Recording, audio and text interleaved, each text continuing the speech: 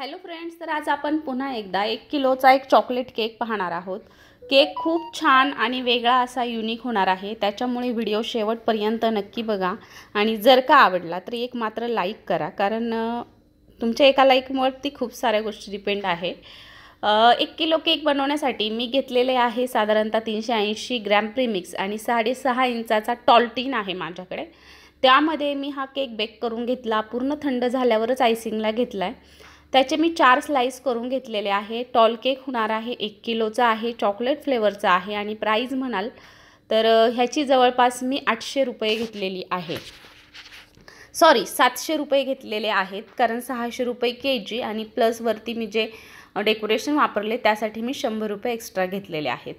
तर आता इथे पाहत असाल तर बरोबर मी दुसरी सुद्धा लेयर अरेंज केली आहे आणि त्यावरती चॉकलेट सिरप टाकायचे आपल्याला। इथे तुम्ही चॉकलेट गनाश किंवा किसलेलं चॉकलेट किंवा काही चॉकलेटचे चोको चिप्स सुद्धा ॲड करू शकता।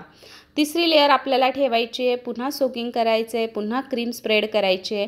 क्रीम तुमच्या अंदाजाने थोडी कमी जास्त तुम्ही इथे वापरू शकता कस्टमरच्या सांगण्यानुसार। आता इथे थर्ड लेयरला सुद्धा मी क्रीम टाकून घेतली आहे आणि पुन्हा एकदा छान अशी फिनिशिंग करून घ्यायची आहे। पण हो, इथे मी केक जो आहे ना तो फक्त क्रम कोट करून ठेवून देणार आहे फ्रीजमधून सेट होण्यासाठी। आणि केक त्यांना लवकर पाहिजे होता, त्याच्यामुळे मग मला जरा थोडं लवकर बनवावा लागला आणि शिवाय केक त्यांना लांबही न्यायचा होता, म्हणजे जवळपास माझ्यापासून एक 20 किलोमीटर केक न्यायचा होता। त्यामुळे मला थोडंसं रिस्की वाटत होतं। पण आता सध्या थंडी आहे, थंडी म्हणजे कसं की उन्हाळा तर हीट नसते जास्त, पावसाळा सुरू झालेला आहे, त्याच्यामुळे वातावरणात खूप सारे चेंजेस झालेले आहेत। आणि अगदी हीटमध्ये कसं म्हणजे उन्हाळ्यात कसं मेल्ट व्हायचे, लांब नेण्याचं रिस्की वाटायचं, तसं आता इतकं काही होत नाही, कारण सध्या थोडंसं थंडावा आहे वातावरणामध्ये। तर आता इथे बघू शकता 4ही लेयर्स व्यवस्थित अरेंज करायचेत आणि मग नंतर आपल्याला हा केक जो आहे ना तो बोर्डवरती ट्रान्सफर करायचा आणि मग फ्रीजमधून सेट करून घ्यायचा आहे। तर माझ्याकडे मोठं डीप फ्रीज आहे, बऱ्याच जणांच्या कमेंट्स येतात ताई तू डीप फ्रीजमध्ये किती वेळ ठेवते। आता हा केक मी 1-2 तासासाठी ठेवेन, लगेच तर त्याला काही होणार नाही, पण एक 2-4 तासासाठी जरी तुम्ही पूर्ण केक करून ठेवला आणि मग कस्टमरला दिला तर फारसं इतकं काही होत नाही। आणि जर लगेचच त्यांना कापायचं असेल तर डीप फ्रीजमधून सेट करून घेणं केव्हाही चांगलं, कारण डीप फ्रीजमधून सेट करून घेतलेला केक छान सेट होतो आणि आपले आईस केक असतात त्याच्यामुळे थंड केक छान लागतात।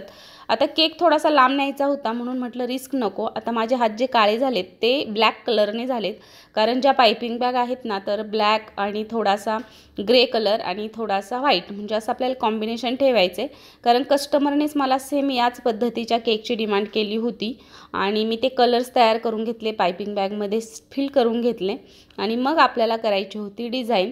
तर आता इथे वरच्या साईडने अगोदर मी व्हाईट कलर जो आहे तर व्हाईट कलरची क्रीम स्प्रेड करून घेतली आणि मग म्हटलं साईडच्या फिनिशिंग कराव्यात, म्हणजे मग यातला कलर त्यात आणि त्यातला कलर त्यात असं मिक्स होणार नाही म्हणून।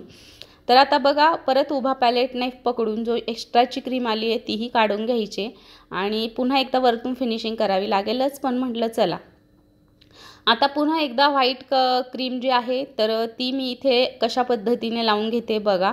आणि त्यानंतर मग ग्रे कलर आहे आणि डार्क ब्लॅक कलर आहे, अशा 3 पायपिंग बॅग मी इथे रेडी केल्या होत्या, व्हाईट, ग्रे आणि ब्लॅक। तर आता या ग्रेमध्ये म्हणजे व्हाईटमध्ये कलर टाकला ब्लॅक, कमी टाकल्यावर तो ग्रे झाला आणि जास्त टाकल्यावर डार्क ब्लॅक झाला। या पद्धतीने आपल्याला कलर तयार करून घ्यायचे आणि आता आपल्याला बघा या पद्धतीने सगळीकडून जी क्रीम आहे ना तर ती लावून घ्यायची आणि हा केक जो आहे तो रेडी करून घ्यायचा आहे। केक खूप छान होईल, फक्त व्हिडिओ शेवटपर्यंत बघा आणि केक जर आवडला तर एक लाईक नक्की करा।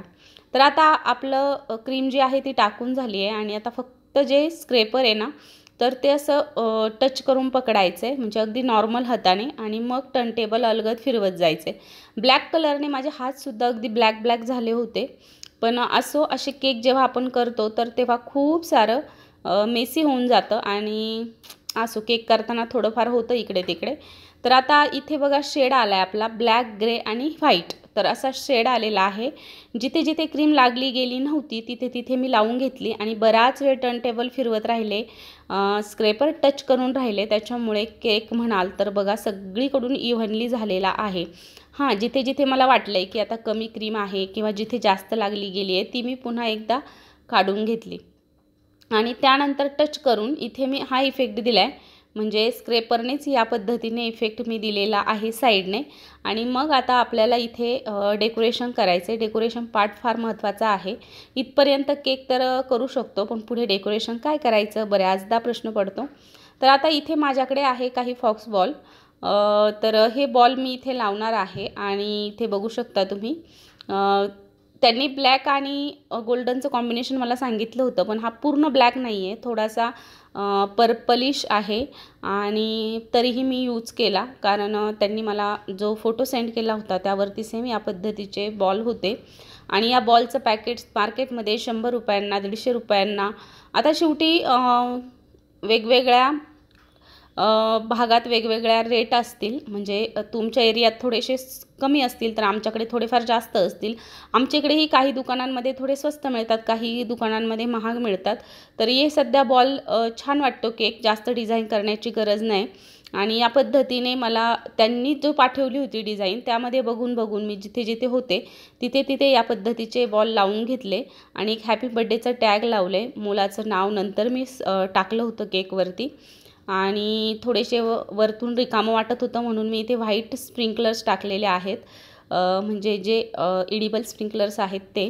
तर या पद्धतीने केक रेडी झाला आहे. केकचे मी घेतलेले आहेत 700 रुपये आणि केक त्यांनाही आवडला. पण तुम्हाला आवडला का हे मला कमेंट करून नक्की सांगा. आणि जर आवडला असेल तर आपल्या चॅनलवरती नवीन आला असाल तर अगोदर सबस्क्राईब करा, त्यानंतर व्हिडिओला एक लाईक करा आणि शेअरसुद्धा करा तुमच्या फ्रेंड्स अँड फॅमिलीमध्ये, जेणेकरून कोणी केक करत असो नसो त्यांना आपले व्हिडिओज पाहायला आवडतील. तर चला याच व्हिडिओचा इथे एंड करते. व्हिडिओ आवडला तर लाईक करा, शेअर करा, सबस्क्राईब